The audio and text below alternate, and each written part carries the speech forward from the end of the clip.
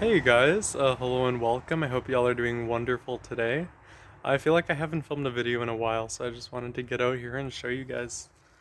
This here is Fatsia Japonica, huge plant. It's in the Araliaceae family. It's native to Japan, specifically coastal areas within Japan. And I just wanted to give you guys some tips on how to get these guys really big, and how to plant them outside. So this one here is just the regular one. And then I'm just gonna pan over the camera here because I have another really interesting cultivar here. This one here is called Spider's Web. Super beautiful, intricate variegation. It almost reminds me of like a watermelon rind. Just a really beautiful sightly plant. So some tips for growing these. I noticed a lot of people commonly are starting to grow them as houseplants.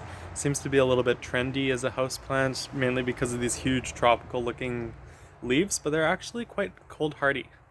I've noticed that these ones here, the completely light green ones, are a little bit more cold hardy than a lot of the variegated ones here. So this one's Spider's Web. I highly recommend it. You guys can't recommend it enough. It's such an easy grower. It keeps its variegation, so you don't have to worry about it reverting back to green. At different times within the season, the variegation changes.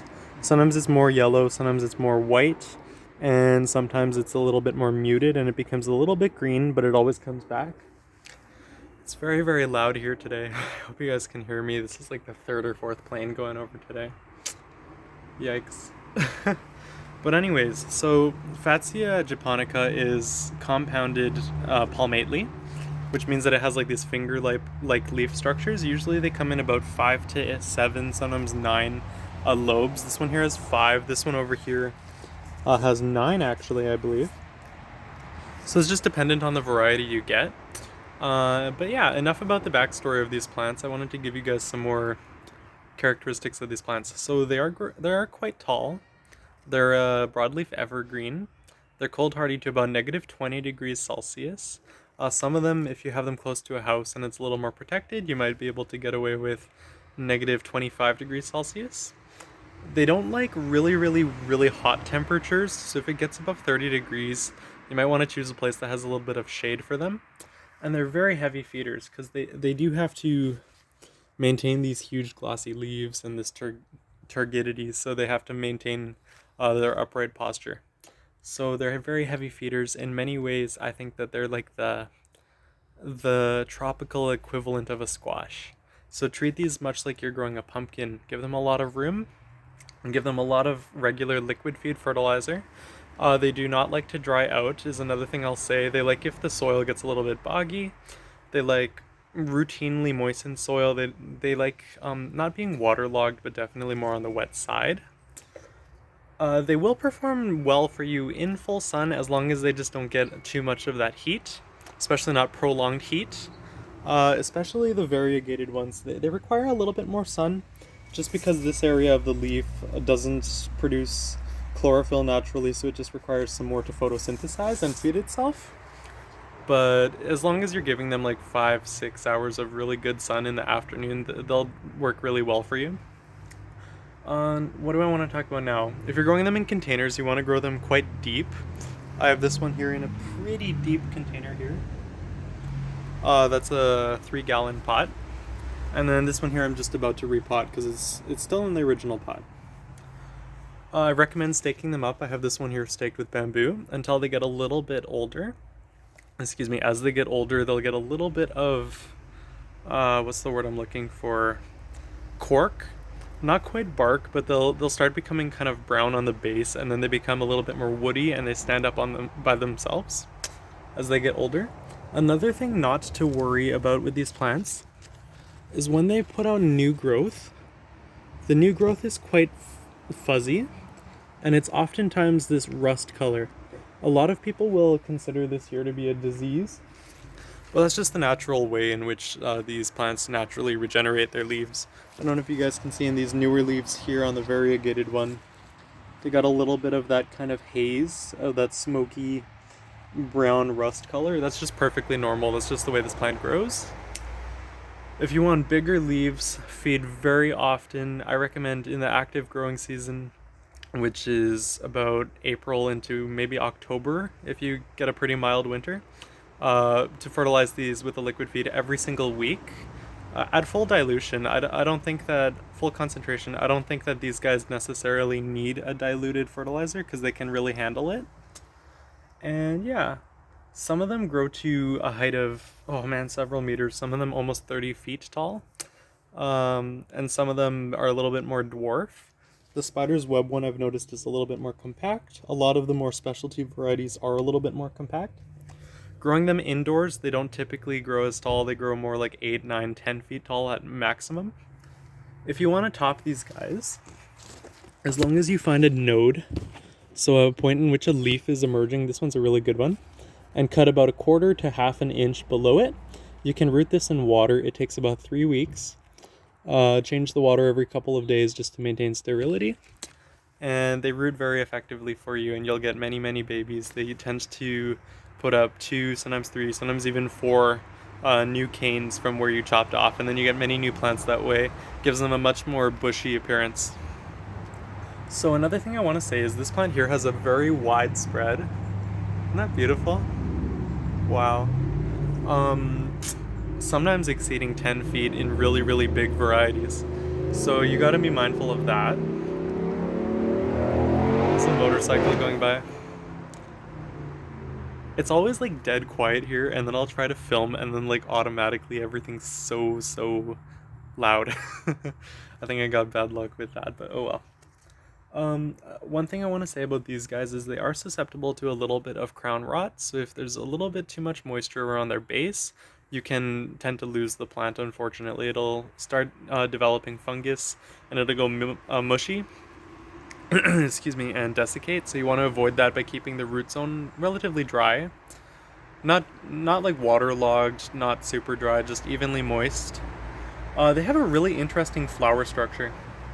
I don't know if you guys have ever seen like a Schefflera flower, or if you've ever seen, what's another plant that's very similar? The corn plant, so Ricinus. They have this really puffy, white, usually cream, fragrant, almost pom-pom-like flower that's kind of adorned on this stalk, and usually they have quite a few. This here's the same kind of deal. So they naturally bloom around this time of the year, so around April, May, June here in the northern hemisphere. They're a little bit fragrant. They do attract moths, they attract bees, they attract pretty much everything. Usually they come in whites, creams, almost like a grayish cream color. They're quite sightly, and they sit right on top of the foliage. That's just another interest of this plant. So as I said before, these are broadleaf evergreens, so they never really lose their leaves. This one here just looks absolutely striking when the snow hits it, because it just really accentuates the variegation. But yeah, I'm just trying to think of what else I should say, just more tips and tricks on how to get these bigger. So you want a little bit of dappled shade in the afternoon. They like for the soil to be a little bit acidic.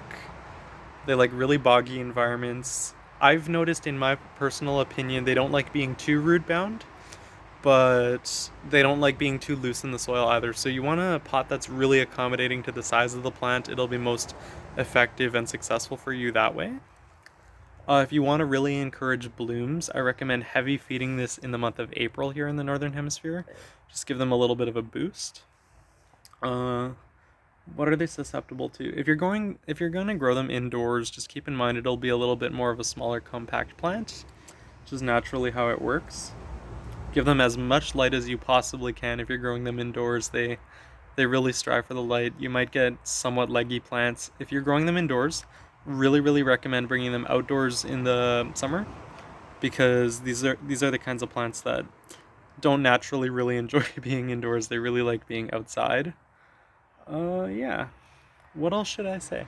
They're very susceptible to spider mites, so just be mindful of that. If you put them outside in the summer and bring them inside, you don't want a spider mite infestation. Pretty easy to spot the spider mites on these guys. Don't let it get to the point where it gets webby, because then it's just a real pain to remove them all. They are somewhat susceptible to mealybugs too, I've noticed, and probably a whole host of other things. I haven't had any problems with aphids growing these outside, haven't had any problems with thrips, haven't had any problems with anything else really. They're very long-lived and fast-growing. If you have a really small one, like a really juvenile plant, and you're growing it from seed, they might not have all of these lobes. This is a very mature characteristic. Yeah, so this is Japanese Aralia, Fatsia Japonica. There's yet another plane going overhead. My gosh. Every single time, you guys, every single time. Another thing I really want to say is this plant is not edible. It's quite toxic, so do not eat this plant. Huge disclaimer, probably should have said that at the beginning of the video, but do not eat this plant, please. Yeah, they experience this really interesting thing. I can't really find it here. But I don't know if you guys are familiar with gutation. It's when water molecules just kind of sit on top of the leaves. And they create, oh, there's a little bit on the midrib of the leaf here. They create these really nice little blobs. It's just a nice little extra thing about them. Yeah. I hope this answered some questions about this plant. Yeah, I don't really know what else to say. False Aralia. Cold hardiness is really, really cold hardy, about -20 Celsius. Don't like too much heat, slightly acidic soils. Native to Japan. What else was I gonna say? Just give me a second. Oh, if I were to give this one on a scale of 1 to 10, 1 being the easiest, 10 being the hardest, indoors it's definitely about a 6 or a 7. Really easy to overwater and not give enough light to indoors. Outdoors, 2 or 3. You can basically neglect this plant once it's established. They don't like being transplanted too much, though. That's another thing I'm going to say. So if you're putting them in a container, make sure it's going to be in that container for about 3 seasons to keep it happy. If you're going to put it directly in the ground, they don't tend to like to move a whole lot. So yeah, best of luck with growing your Fatsia Japonica, you guys. And stay blessed. Highly recommend the spider's web variety too. Yeah, have a good one.